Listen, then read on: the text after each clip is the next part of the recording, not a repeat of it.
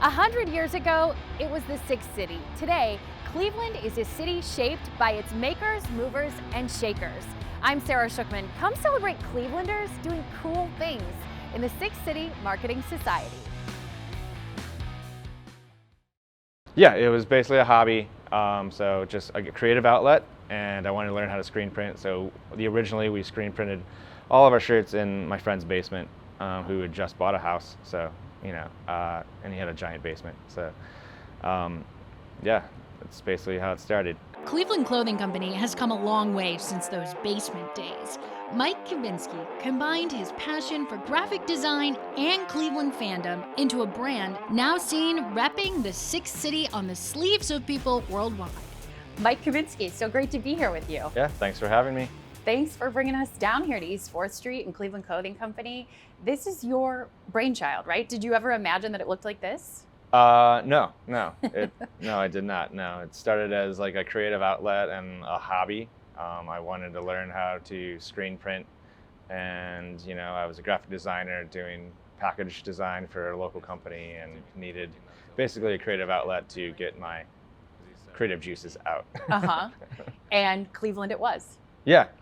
So I was always into like fashion design and t-shirt design and all things like that. I grew up in the Akron area. There was a company called CLE Clothing.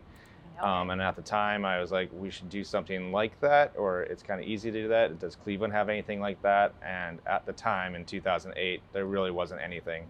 There's Daffy Dan before that from the 70s and the 80s, but during 2008, there really wasn't much of anything. So we thought, hey, let's do something about Cleveland. Cleveland's a really proud city.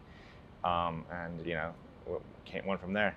And it has grown into an incredible brand that, I don't know, I think probably everybody in Cleveland has a shirt from Cleveland Clothing Company. It's like a requirement at this point. I hope so. That would be cool if that was the case. Not it's everyone like yet. Citizenship and t-shirt. Yes, that's what you get when you buy your house here in Cleveland. So tell me, let's start at the beginning. You grew up in Akron. So did I. Yeah. Fellow Akronite. Tell me what drew you to art and graphic design. I was always creative as a kid. I was always drawing. I remember a time in maybe 3rd or 4th grade, like drawing Teenage Mutant Ninja Turtles and selling them for $0.25 to friends and classmates. And to hang up. Yeah, I don't know. People started like, "Can I have that?" I was like, "For $0.25, like milk money or something." Or you were entrepreneurial I even guess at that so. age. Yeah.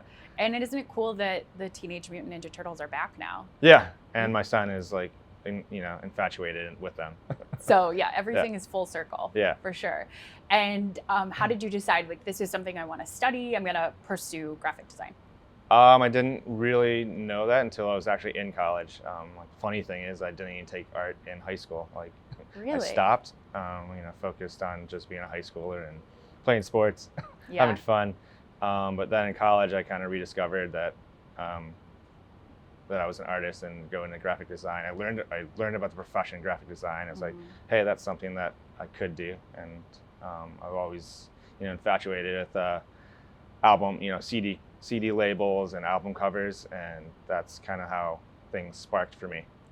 Are you one of those people that like surveys wherever you are, can like picks up on those little details and like how things are laid out? Is that just part of the eye that comes with the skills that you have? Yes, most definitely. Like that's all. It's graphic design surrounds us. Yeah. And yes, sometimes it's a weird thing. Like not today, but yes. Yeah, you're like, you can't turn it off. I'm like, those letters are too far apart. The right. A and the E, that's too far apart. You've screwed up. Yeah, graphic design surrounds us, good and bad, right? Yes. And so yeah, you're constantly a critic as well. Yeah.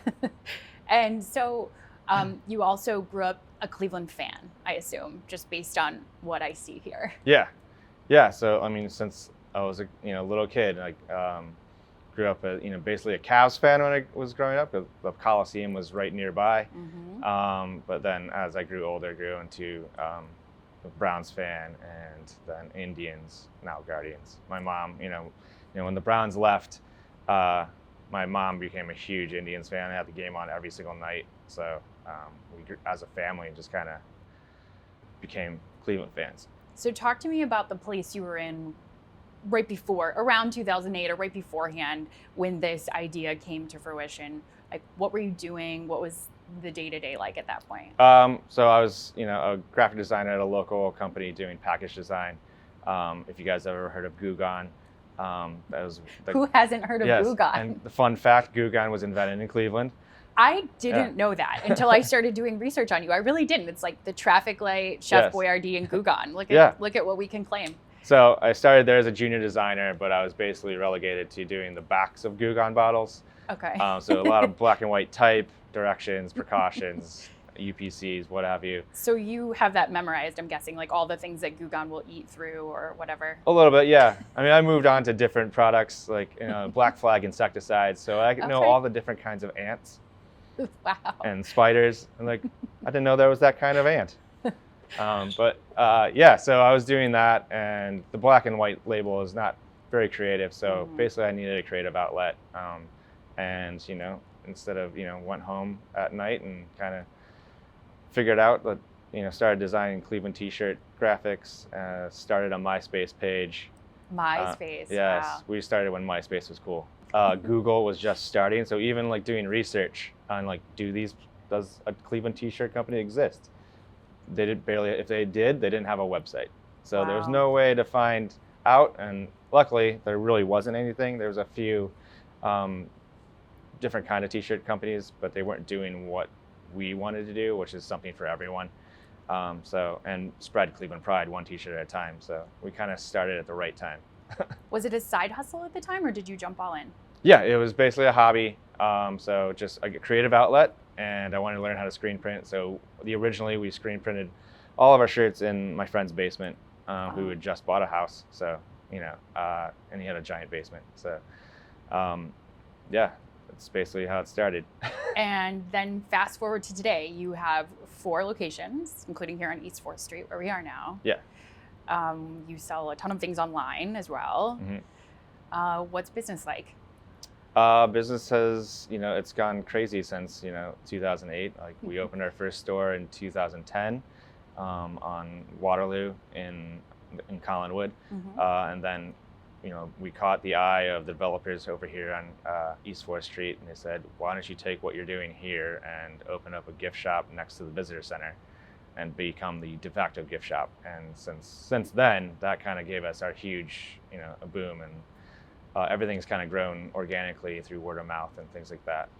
So it's been crazy. So Mike, you wear a lot of hats in the business at this point. What's a day in your life look like? Well, basically waking up, getting my kids ready and getting them off to school, and then coming into the office, checking to see if there's any deliveries that need to be done to get to the stores, getting the product to the store, planning out social media, whether it's for the day. If something happened the night before, you got to do something special. You got to react on things, especially with exciting sports town. Checking in with the team, checking in with the store teams. Usually on my deliveries, I like to be face-to-face with my team and make sure they have everything they need so they can have a great experience for our customers when they come to the store.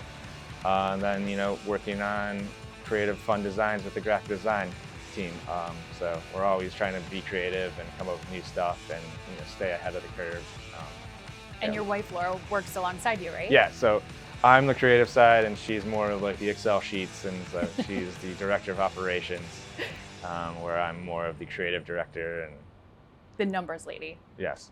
Yeah. Awesome. When you look at the industry that has sort of boomed, I guess, since you started t-shirt design, what is it about us as Clevelanders, as Northeast Ohioans, that we lean into this? We're a very, very proud people. Have a great sense of community, and I think that just lends itself to wearing your pride on your heart on your sleeve, literally. You can walk around Cleveland and you'll just see people wearing Cleveland t-shirts. And it's not really just for Cleveland. You can see that all around the Midwest. There's like companies like us in every single city, and it's a lot of them have said that they've been inspired by the t-shirt industry that has started in Cleveland, and it's kind of a proud feeling to have to inspire people. Yeah, that's awesome. And in something that's so tangible. I mean, I guess so much of art, like you said, graphic design surrounds us, but in your closet, against your skin. Like Yeah. this is stuff that's really close to our hearts, Yes, literally. a walking billboard. Yeah, yeah, for the city, and I'm sure Destination Cleveland appreciates Yes, that. yeah, that helps as well. Do you have a favorite design that you've worked on? Obviously our logo, which is well, I'm not wearing it today. Usually I am. It's on your sleeve, right? Whoa, it's right over here. Yes. It is a guitar pick over crossbones, and the guitar pick with the city skyline in it, so represents the city of rock and roll. Crossbones aren't meant to be danger. It's supposed to be tough and grittiness, and over our original name, CLE Clothing. So just the abbreviation for the city, and we say CLE, not CLE, not to offend anyone. I'm on team CLE as well. I feel like that is the way it should be said. CLE, if you're gonna rhyme with something, it's okay, but like otherwise, yeah, I go CLE. Where do you get inspiration when you're coming up with new designs or your staff? A lot of it comes from like history, just like or cool ideas that we, what's going on in the city, but the historical designs, either from the city or just advertisements we may have seen. Obviously, fashion trends. Things change. It's like a Don Draper type meeting, like where you're all sitting around the table and somebody's presenting, or like what are those sessions like? They're usually, they're kind of fun. So it's like, hey, I just saw this. We should do something like this. Mm-hmm. Or here, Kayla brings in cool blanks. This is a cool sweatshirt, or this is what's happening, now with the trends in fashion, or this is what's happening. So it's usually like, and what can we put on it? So they're a lot of fun, interactive, and collaborative. Yeah, basically. Don't want to give too much. What keeps you up at night? Like, what do you worry about? Well, it's a lot better now. Let's say we just got through the three toughest years of every. Yeah. I think everyone's done that. So now it's a lot easier. It's there's a lot of more calm. I've gotten back into designing, which is kind of a therapeutic thing for me. Mm-hmm. But yeah, there's not really much things that keep me up at night anymore. That's good. That's good. I mean, most business owners, the three toughest years, obviously the pandemic. Yeah. Like, and just the fact that people were staying home, that there wasn't, everything came to a halt, obviously. Yeah. That really impacted you guys. Yeah. It was kind of just the unknown and how we could get through it. And a lot of our things, is doing charitable work the way we could, and the way we can is designing something that someone could wear and also give back at the same time. So we worked with the food bank and a lot of other different organizations to raise money, and that kind of helped us get through it by being active and then also helping out. Again, that sense of community here is strong. It means a lot to you guys. Yeah. That's the best thing, that when people from outside of Cleveland come to Cleveland, the best thing that they come away with is it's the people. And so we really love that. Yeah, that is awesome. And thank you for being good stewards of Cleveland, since this is maybe a first stop, or definitely one of the first stops that visitors will make. You guys represent us well, so thank you for that. Well, thank you. What's on the horizon for you? Do you have any bucket list designs or things that you want to do that you could share? We're working on something, and it's been a long process, but it's a made in Cleveland design. So all of the products were made here in Cleveland, and they hopefully will be coming out this spring. Wow. Start to finish? Yeah, so cut and sewn, and then we're just figuring out what to put on them. What does that industry look like in Cleveland? It is, there's a lot of startups doing it. Mm-hmm.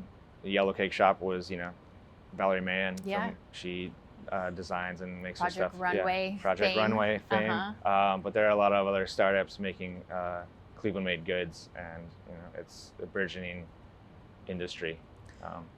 Why does that matter to consumers or to you? The idea of having something that is made in our backyard as opposed to thousands and thousands of miles away in a sweatshop. You know where it came from, and there's just something there. It's tangible. This was made by hardworking, good people, and So yeah, something to be proud of. The money is staying here. Yeah. Yeah. Lifting the tide, sort of.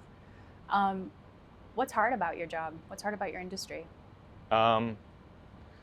Always, I think always staying on it, I guess. Staying on trend, being creative. There's, try to take a vacation, but my wife's like, she's like, you got to put your phone down. And so that's the hardest part, is like letting go a little bit and letting, I started this by myself.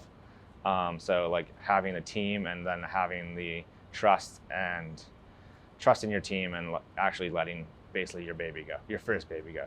So, but yeah, I'm surrounded by great people, and I fully trust them in what they're doing. So I can go home. That's how I can go home and sleep at night, because I know it's in good hands, and I can take time off now and have my mental health, and having go, leave at noon and go for a walk in the park.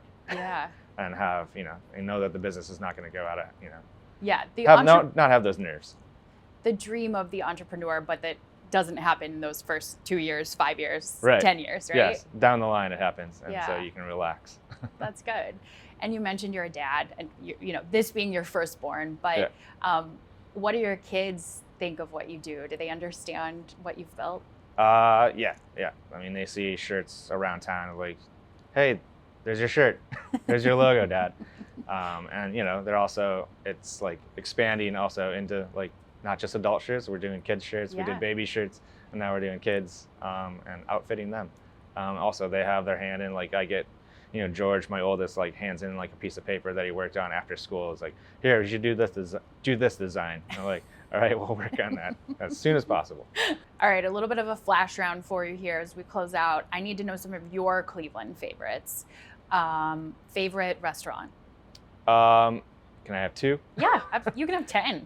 Well, our friends Cordelia down the street on East 4th Street, and then where I met my wife at Prosperity in Tremont. Ah, that's awesome. Cordelia is great. New, if people haven't checked it out. You definitely have to get down here. Not so new anymore, but still, relatively. How about favorite place to relax? That walk in the park you were talking about. Yes, the walk in the park. So right now it's Lakewood Park. I live in Lakewood, so walking to Lakewood Park and getting out to see the steps. Getting in there, looking at the lake, and make my way back home. Do you have a favorite coffee shop? That's a good one. There's a lot of good coffee shops, so I can't really say. Can't pick one? I'm not going to pick one. All right, that's fair. Browns, Cavaliers, or Guardians? I'm a season ticket holder of the Browns, but I'd rather watch a Cavs game. How about that? And also in taking my kids to a Guardians game. They're all great. Yeah. But they're all different in their own right. How are you feeling right now? We're sort of in that sweet spot where baseball just ended, basketball has begun, and the Browns are, over 500. Yeah. It feels good, but I think there's a bit of apprehension in the city, as we are. That's fair, right? Yeah. We're Cleveland fans. We know. And that's part of, I think, what makes your design so special is that we aren't afraid to pick on ourselves, and you can be campy and get into that, and you don't get pushback, right? Like people, they're proud to say, Cleveland's not so bad. I think that's one of our big design thing is being campy and having some humor, and Cleveland has a great sense of humor, and we know that we don't like other people making fun of us, but we can make fun of ourselves or have fun with ourselves, basically, not making fun of ourselves. But yes, Cleveland's not that bad, have a beer. That came about many years ago when Forbes ranked us one of the worst cities in America, but then someone else ranked us the best place for microbrews. So, hey, and we were, burgeoning tourist destination. So like, hey, come hang out, have a beer, see what we're about. It wasn't a put down, it was actually a good thing. Yeah. And speaking of that, do you have a favorite brewery? I can't say that either. Oh, too many friends, right? Too many friends, you don't want to alienate anyone. How about, I see the stadium mustard behind you. So is that your pick for a mustard in Cleveland, or, I think they're both great. They're both similar, and I think they're both great. No hot takes over here. Yes, no hot takes. We used to have ballpark mustard, so if that's any answer. Okay. to the question, like ballpark is usually sitting next to it. Got it. Okay. You yeah. can choose. Equal opportunist. Yeah, it's equal opportunities. Yeah. Mike Kubinski, thank you so much for having us here, and congratulations on all your success to date and the future projects ahead of you. I think you're a great representative of Cleveland, and we're glad to know you. All right. Thank you. Thank you so much.